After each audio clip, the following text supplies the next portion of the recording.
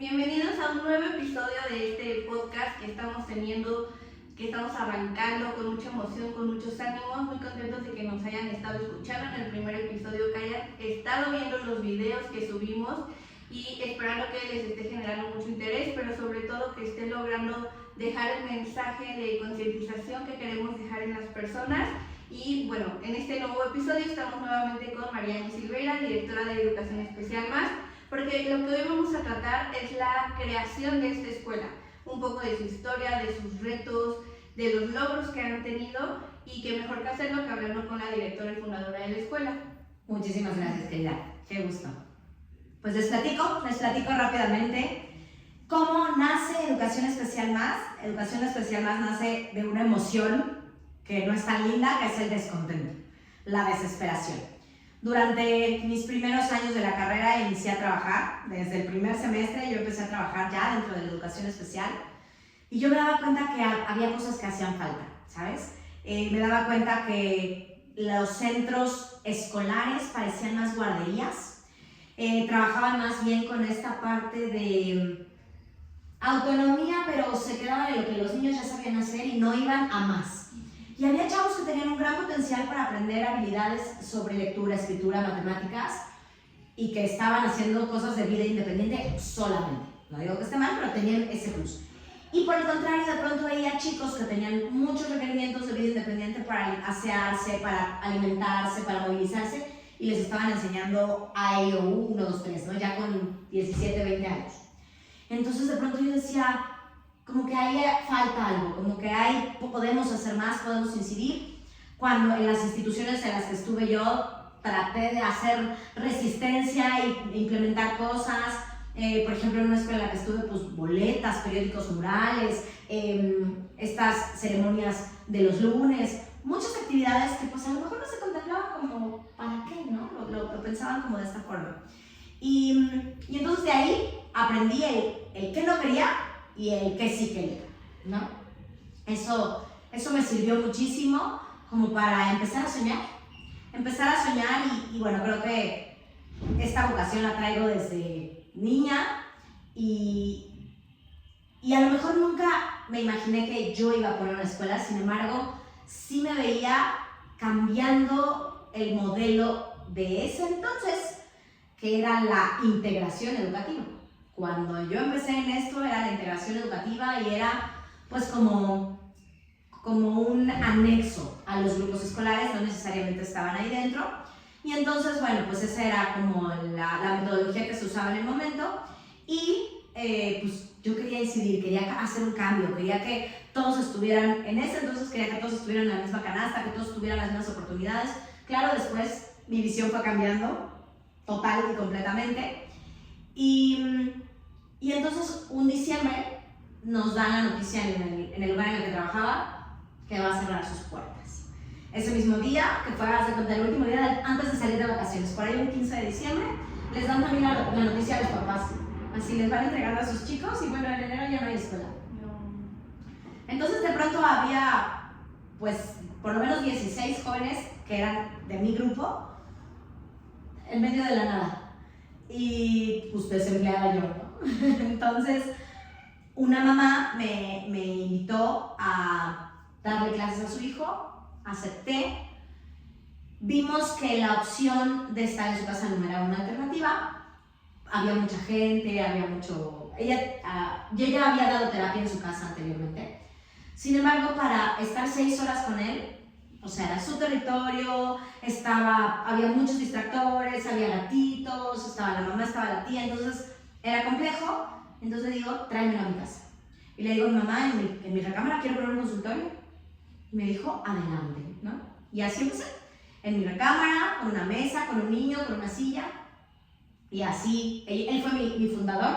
Empecé en enero 2010, el 10 de enero del 2010. No, dejamos pasar Reyes, pero empezamos hasta el lunes 10. Y una fecha muy bonita porque quedó 10 del 01 del 10. Hasta cabalístico el número, ¿no? Ese es nuestro aniversario. Y entonces empezamos a trabajar, empezamos a ver resultados. No hacía yo mucha promoción, pero se empezó a correr la voz.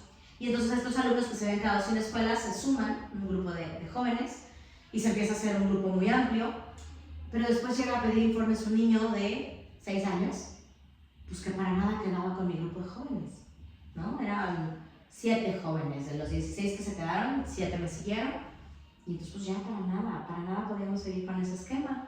Entonces tuve que contratar a una maestra, busqué currículums entre las escuelas, contraté a una maestra para que ella se pudiera quedar con el grupo de adolescentes y yo me pudiera quedar con el grupo de los chiquitos.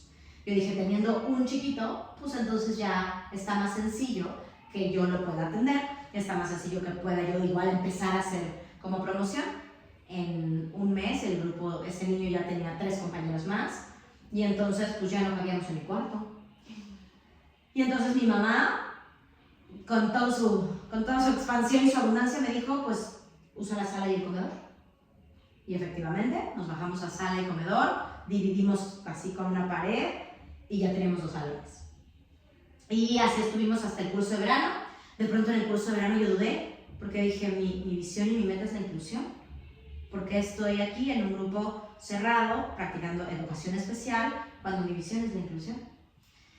Entonces ahí titubeé y dije, no, yo lo que quiero es hacer esto en una escuela. Y entonces, bueno, me di de topes porque empecé a tocar puertas en las escuelas para decirles, quiero poner un grupo integrado en tu escuela.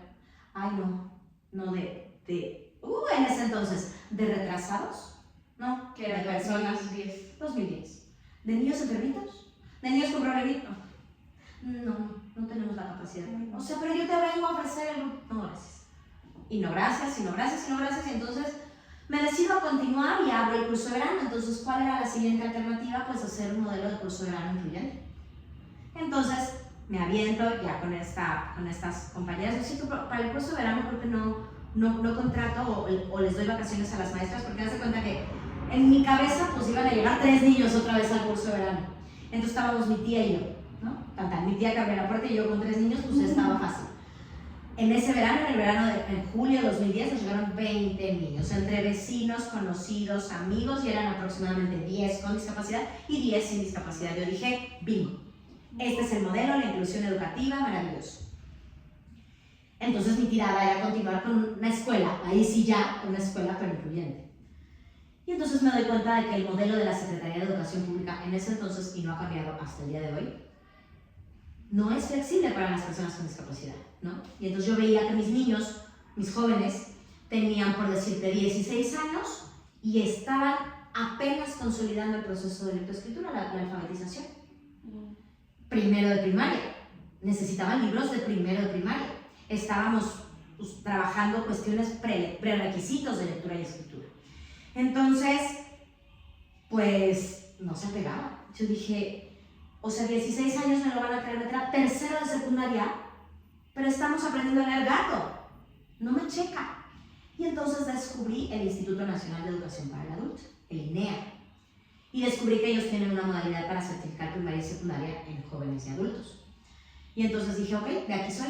Pero nuevamente se sesgó la parte de la inclusión. La inclusión educativa, pues desde ese entonces y hasta ahora, como ya lo platicamos, sigue siendo un mito. No se ha logrado, no hay capacitación, se necesita cambiar los recursos y los currículos para que las maestras tengan la capacidad realmente de incorporar a su aula a los chicos, para que no se sientan rebasadas, y necesitamos cambiar la idea. Ahorita la educación tradicional dice una misma currícula para 30 alumnos. Lo real es que las aulas cada vez son más diversas. Al contrario, ¿no? O sea, no nada más tenemos niños que tienen discapacidad, tenemos niños neurodivergentes, tenemos niños con retos emocionales importantes, tenemos niños con situaciones familiares importantes, tenemos niños con situaciones biculturales o de idioma o de cultura, ¿no? O sea, tengo ahorita el caso en una escuela a la que voy a supervisar a un par de chicos, tengo un niño tailandés que acaba de llegar a México, habla 0 español, sus papás creo que trabajan en la embajada o algo así, 0 español. Entonces, obviamente no se puede comunicar, no entiende nada de lo que le hablan, está en quinto de primaria, entonces también se está enfrentando a una barrera y a un reto en el aprendizaje, ¿no? Entonces, híjole, bueno, brinquemos a la inclusión y continuemos con la historia. Así seguimos creciendo, sala, comedor, de pronto me extendí a la cocina, porque entonces uno de los alumnos que llegó es, Miss, pero yo no puedo venir por mi hijo a las 2 de la tarde porque trabajo, ¿tiene horario extendido? No, pero déjamelo, aquí comemos con él. Nos sentamos en el comedor de la familia y entonces se empezaron a sumar y a abrir el servicio de comedor, pero entonces tenía como un hueco muerto, entonces conocí a una amiga que daba yoga y que daba yoga a niños. Nunca en su vida había dado yoga a niños con discapacidad, pero le dije, se sumó al proyecto y empezó a dar clases, mi Rocío. Luego busqué entre mis contactos un profesor de karate. El profesor de karate sí había tenido experiencia porque tenía un sobrino con autismo. Y entonces ya teníamos yoga, ya teníamos karate. No me acuerdo qué otro taller teníamos por las tardes. Creo que iniciamos con esos dos. Y entonces ya mi horario era de 8 de la mañana a 4 de la tarde. Y entonces así empezamos a crecer. Y de pronto una mamá me dijo, oye, tengo que venir hoy temprano por mi niño porque lo voy a llevar a la alberca olímpica. Y yo, ay, qué padre, ¿a qué van? Está en un grupo padrísimo que se llama Retos Especiales con Miss Maya, profe Memo. ¿Los puedo acompañar? Sí, claramente. Llegamos, y pedí informes, y entonces ya me empecé a llevar a mis niños a la educación, por ahí estoy hablando del 2011. En las tardes también empecé con las terapias, con Gaby Rangel, con Claudia Arredondo. Ellas fueron como mis primeras colaboradoras, mis Nayeli, mis Gaby.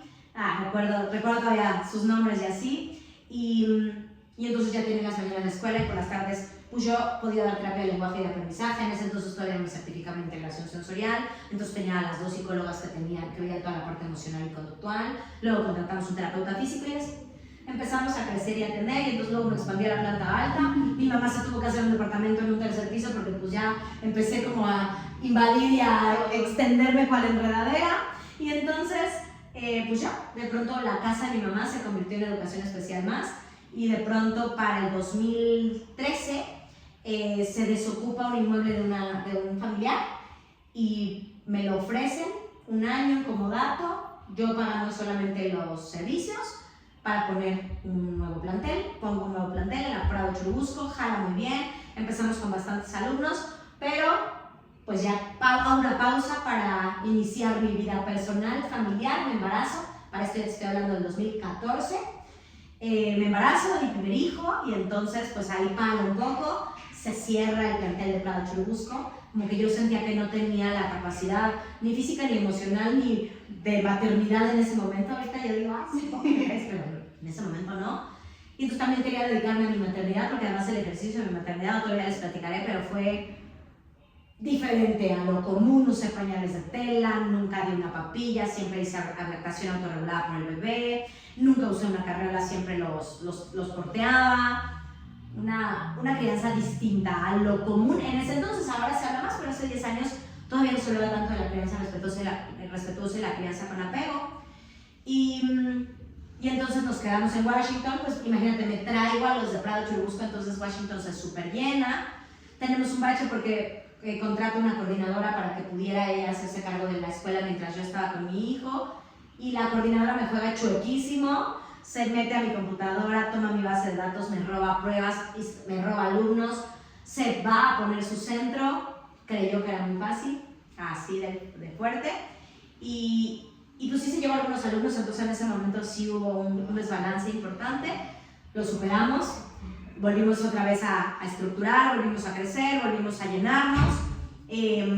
Para ese momento, 2013-2014, se incorpora con nosotros el licenciado Miguel Ángel Gama en el área administrativa, que fue siempre pues una luz en el camino porque nos ayudó a dar balance, a recuperar cartera vencida, porque yo, mi Sanchi Corazón de Pollo, no puedo pagar, no se preocupe, casi que no pague, y pues no, de por sí es una asociación sin fines de lucro y luego sin recaudar lo que era necesario para pagar las nóminas, iba a llevar al baile yo esto, ¿no? Entonces toma la batuta el licenciado Gama, recupera cartera vencida, él se pone el reto de las nóminas, del seguro social, de todo lo que implicaba, y salimos a flote. En el 2016 me vuelvo a embarazar, y de ahí padral. Crecimos exponencialmente, cursos de verano, ciclos escolares, y en el 2020 nos cae la pandemia. Y entonces, pues, sin saber qué hacer porque pues era todo nuevo, ¿no? Y instauramos el modelo de clases en línea. Fue un hit. Y entonces para nosotros la pandemia fue un momento exponencial, porque lejos de que nos quitara alumnos, rompimos la barrera geográfica.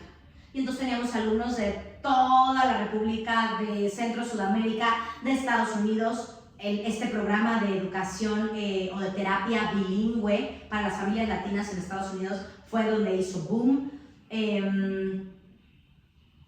Talleres, actividades, clases de cocina en línea, clases de baile, curso de verano, y pues nos aventamos 3 años, creo, fueron de pandemia, ¿no? Casi. En el 2022 regresamos a nuestras actividades, pero ya con el despunte que nos dio la pandemia ya no cabíamos. En el 2022 empezamos a buscar el cambio de inmueble, expandirnos, seguíamos titubeantes entre si poníamos otro plantel o nos extendíamos, y llega Ricardo a mi vida para decirme: vamos a poner Casa Blanca.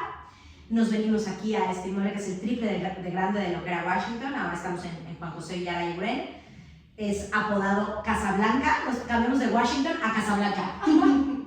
Y entonces pues tenemos un patiozote, tenemos salonzotes iluminados, ventilados, porque pues, aparte, regresando de la pandemia, la preocupación era la ventilación. Y pues seguimos creciendo y seguimos con sueños grandes. Acabamos de cumplir 1 año aquí en este inmueble en septiembre, y en enero acabamos de cumplir 15 años, y además pues el 2025 viene arrasador.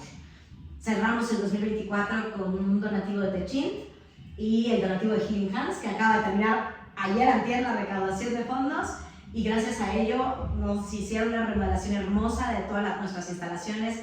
Nos pusieron una enfermería, nos techaron en la sala sensorial porque el techo era de cristal, nos pintaron toda la escuela, nos habilitaron una regadera para los accidentes que llegamos a tener en control de esfínteres, nos pusieron los barandales más altos para mayor seguridad de nuestros chicos, y ahora vamos por sala sensorial. Hoy, ¿qué es? ¿18? ¿17? 17 de enero estamos en espera de nuestro elevador, nuestra sala sensorial, nuestra cafetería. Qué bonito. Seguimos creciendo. Así es que esa fue la historia, la historia en breve. Sí, creo que nunca te lo había preguntado, pero siempre quería saberlo. Siempre me causó mucho interés y también mucha admiración. Porque desde lo personal creo que siempre ha estado como en mí también esa espinita de las personas con discapacidad, y lo he platicado contigo, y pues no sé, la vida, el trabajo me llevó y ahora me lleva a seguirte y duro y dale. Por supuesto, has querido huir y no has podido, te sigue la discapacidad. Sí, y también pues permitirme aprender de ti, de esta historia de la escuela. Lo del podcast creo que es una gran oportunidad para conocer que todo lo planteaste en la historia, obviamente los logros que han tenido. Un poquito mencionaste uno de los retos que yo creo que es de los más fuertes que pudiste haber tenido para la escuela, pero también me gustaría que dijeras más como otro ejemplo. O sea, ¿qué retos, ya sea, tú has mencionado que hay retos actitudinales, lo de las escuelas, que creo que es otro gran tema para otro podcast, porque yo hacía caras mientras lo decías, pero porque también ya me he enfrentado a ese tema de la inclusión educativa. Totalmente. No tan malos, afortunadamente, porque he escuchado compañeras que tienen otros, que digo, ¿qué les pasa a los maestros? O sea, son personas, pero bueno. Pero si nos dijeras como concretamente un reto que se enfrentaron, el más difícil que afrontaron para estar hasta este momento donde están. Yo creo que la creencia o la falsa creencia de que la educación especial va ligada a esta idea de niños especiales o capacidades especiales, angelitos, bendiciones, ¿sabes? La educación especial es una educación especializada, una educación que tiene un plus metodológico, y un gran reto y una gran barrera para los papás ha sido el pensar en la educación especial como exclusión, ¿sabes? El cambiar esta idea, el quitarles el chip de que estar o forzar, como dice mi amiga Laura, la inclusión, que más bien parece incrustación, para que se note menos la discapacidad, para que se vea menos la discapacidad. A veces resulta más excluyente porque entonces los niños no pueden desarrollar este potencial porque las maestras no tienen la capacidad de desarrollarlo. Creo que eso ha sido uno de los grandes retos, cambiar el chip y la mentalidad de las familias. Obviamente, y van a ser temas que vamos a estar tratando, ¿no? El manejo del duelo, esta idea de el hijo que yo tenía construido en mi mente y ahora cómo lo reconstruyo o deconstruyo para aceptar y recibir en mi seno al que tengo. Y entonces, claro, esto me lleva, este orden de ideas me lleva a pensar en otro de los grandes retos. Barrera, los médicos, los pediatras, los mismos maestros, ¿no? Como nuestro primer contacto con la infancia, niños que de pronto tienen un atraso significativo en el lenguaje y que los pediatras dicen, está chiqueado. Es que usted lo consiente mucho, señora. Es que no, edúquelo bien, póngale límites, no le dé todo. Y aunque así fuera, esa no es una estrategia, ¿sabes? Y entonces las mamás viven con la angustia y la culpa en sus hombros de por mí no está, porque yo no lo estoy guiando bien, no está aprendiendo a hablar. Imagínate, ¿no? Qué fuerte. Entonces, creo que esos serían los retos. La idea y la visión que tienen las familias, el creer o el seguir creyendo o el seguir confiando en la educación inclusiva, que ahí estoy dividida, ¿no? Porque debería suceder, debería de ser así. Deberíamos poder confiar en la educación inclusiva, deberíamos poder saber y tener la garantía de que al inscribir a mi hijo en una escuela regular va a poder desarrollar todo su potencial. Sin embargo, la realidad es que no. La realidad es que las maestras no tienen herramientas, no tienen metodologías y desafortunadamente lo único que tienen es buena voluntad. Y le echan ganitas y ellas mismas pues desarrollan sus propias estrategias.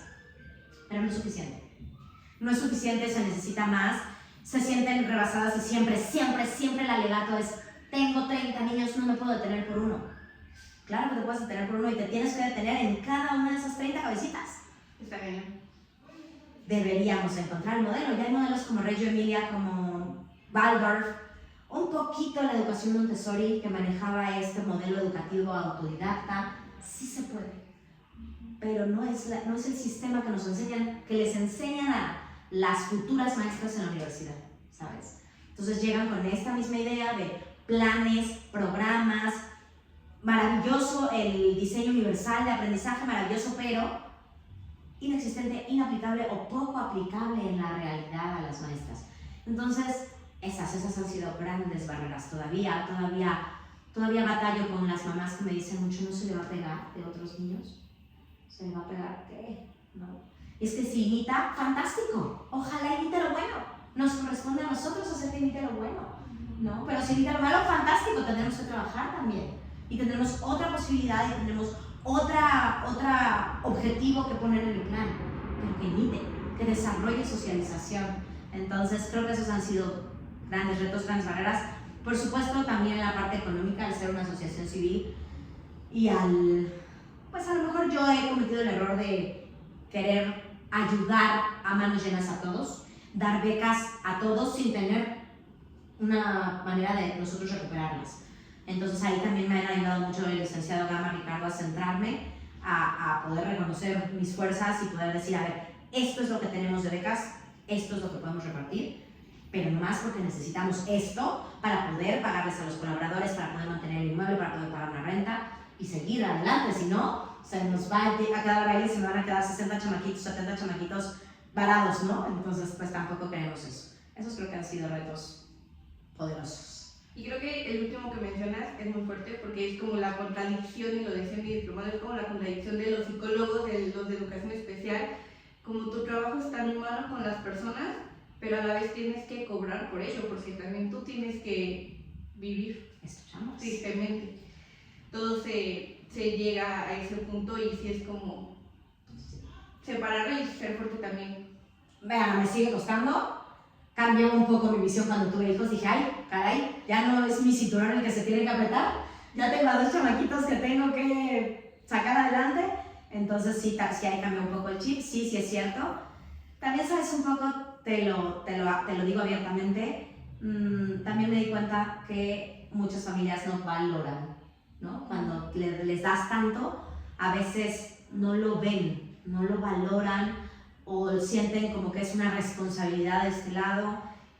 Y pues también para mí ha sido como fuerte decir, chispas, lo di todo y a lo mejor pues no lo vieron, ¿no? O no lo recibieron como yo hubiera querido. Y algo importante, estamos en un sector privado, entras dentro de un sector privado.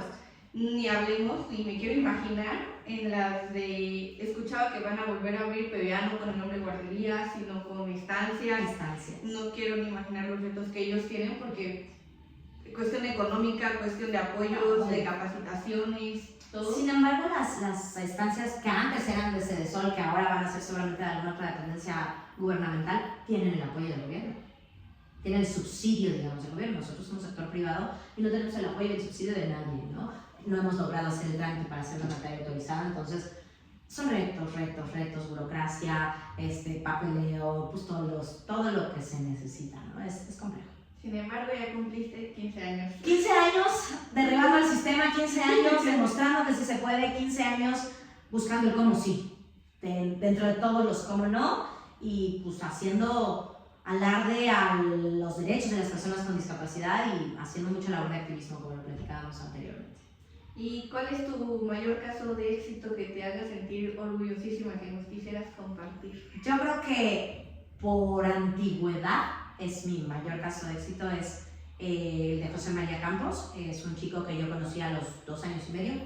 Llegó conmigo con su diagnóstico recién elaborado, con una familia angustiada, preocupada, y hemos recorrido un camino muy bonito, pues desde el control de esfínteres, el lenguaje, cursó conmigo un pedacito de la primaria, después intentamos la inclusión educativa.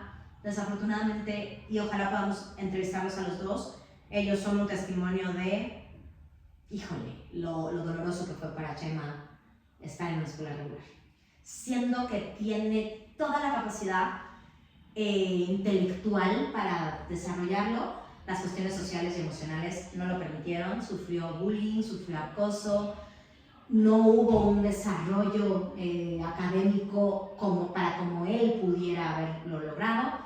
Regresa con nosotros a culminar su secundaria, a cursar su preparatoria, y pues ahora ya se va a incorporar en el área laboral. Entonces, pues lleva casi 15 años con nosotros, tiene 16, entonces lleva 13 años con nosotros, de 15 que tiene la institución, y es un chavo que tiene un potencial increíble, intelectualmente hablando, emocionalmente hablando, y que yo esperaría que pudiera incorporarse en un ambiente laboral, en una inclusión laboral, si es que el sistema lo permite. Espero que sí, Yo porque justo estamos rompiendo esas barreras, y este espacio es una forma de hacerlo totalmente, y que en más episodios que tengamos testimoniales, espero se dé la oportunidad de platicar con él, porque justo es lo que también queremos. Me da mucha emoción eso. Compartir con ustedes esas experiencias de las propias personas que lo viven, porque creo que una visión es nosotras desde la trinchera de luchar, pero a la vez aunque está muy complejo, desde porque la trinchera profesional, no lo vivimos como de propia piel como ellos. Totalmente. Pero creo que el mix está muy interesante, está muy sí, padre. Les va a gustar mucho. Sí, y pues para ir cerrando un poco, me gustaría que nos dijeras tu reflexión sobre la importancia de una educación inclusiva, o de una educación aunque sea como integrativa, en educación especial, la importancia de la colaboración tanto de familia, de educadores, de la sociedad en estos procesos. Qué bien, qué bonito planteaste la pregunta, porque efectivamente mi conclusión ante la educación inclusiva es que el éxito está en convertir toda la educación en educación especializada. Esa es mi conclusión. Lo que platicábamos hace rato, cada caso tratarlo de manera particular, a cada familia darle el tiempo, el espacio de manera muy cuidadosa, muy cercana. Esa es la clave para lograr que la educación sea efectiva y que cambie por completo el estatus sociocultural, es que el modelo sea especializado para todos, tomando en consideración modelos familiares, biculturales, parentales, estilos de aprendizaje, capacidad intelectual, etcétera, etcétera, etcétera.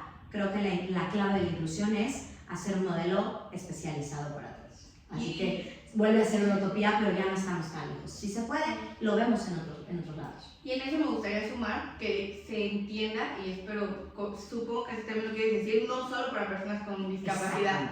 Bien mencionabas barreras emocionales, barreras económicas, entonces que sea realmente para todos. Que eso, que incluso yo ahorita que soy maestra lo llevo a decir, es que no da la vida, sí daría la vida si también la docencia fuera reconocida.